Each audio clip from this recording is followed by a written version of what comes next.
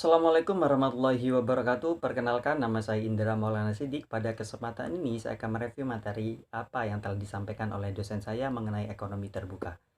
Ekonomi terbuka adalah sebuah sistem di mana suatu negara terlibat luas dalam perdagangan antar negara. Yang dimaksud dengan perdagangan antar negara di sini yaitu suatu negara di situ bisa melakukan kegiatan ekspor dan juga kegiatan impor. Kegiatan ekspor dan juga kegiatan impor ini merupakan suatu kegiatan yang sangat penting bagi suatu negara. Karena kenapa? Karena dengan adanya kegiatan ekspor dan juga kegiatan impor, ini akan mendorong perekonomian suatu negara bisa menjadi lebih baik lagi sehingga dapat berdaya saing dengan negara-negara yang lainnya. Hal ini sangat penting untuk memahami sebenarnya apa saja manfaat dari kegiatan ekspor dan juga kegiatan impor. Kegiatan ekspor di sini memiliki banyak manfaat, di antaranya yaitu bisa mendatangkan devisa bagi suatu negara. Tentunya kenapa? Dengan adanya kegiatan ekspor secara otomatis kita mendistribusikan atau menjual barang ke luar negeri. Dengan adanya pembayaran yang disetujui oleh luar negeri, itu akan berdampak baik terhadap devisa suatu negara. Kemudian dampak lain atau manfaat lain yang bisa kita pahami dengan adanya kegiatan ekspor yaitu bisa memperluas pasar terhadap produk baik berupa barang maupun jasa yang diproduksi oleh suatu negara tersebut. Sehingga pasarnya tidak hanya melulu dalam negeri akan tapi juga skala global. Kemudian apa saja manfaat dari kegiatan impor?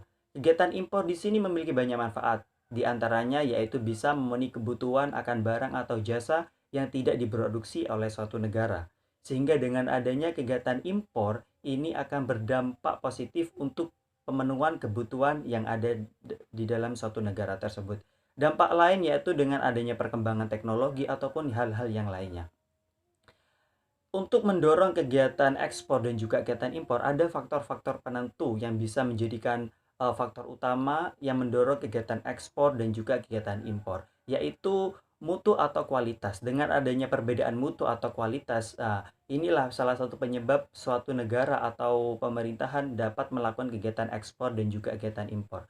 Yang selanjutnya yaitu cita rasa masyarakat. Dengan adanya perbedaan cita rasa dan masyarakat, sehingga ini juga salah satu pendorong adanya kegiatan ekspor dan juga kegiatan impor, yaitu permintaan akan suatu barang, terus barang tersebut termasuk barang spesial, sehingga dapat mendorong kegiatan ekspor dan juga kegiatan impor maupun perbedaan teknologi.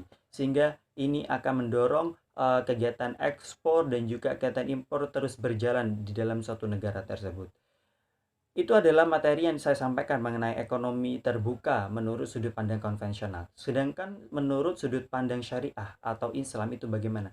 Sebenarnya dalam syariah atau dalam Islam tidak ada batasan sama sekali dalam perdagangan terbuka atau yang dimaksud dengan ekonomi terbuka di sini. Karena kenapa? Karena sejak awal sebenarnya Islam sudah mengajarkan dengan adanya sistem ekonomi terbuka di sini. Itu yang bisa saya sampaikan mengenai materi ekonomi terbuka. Dan saya mohon maaf apabila ada kesalahan. Sekian dari saya. Wassalamualaikum warahmatullahi wabarakatuh.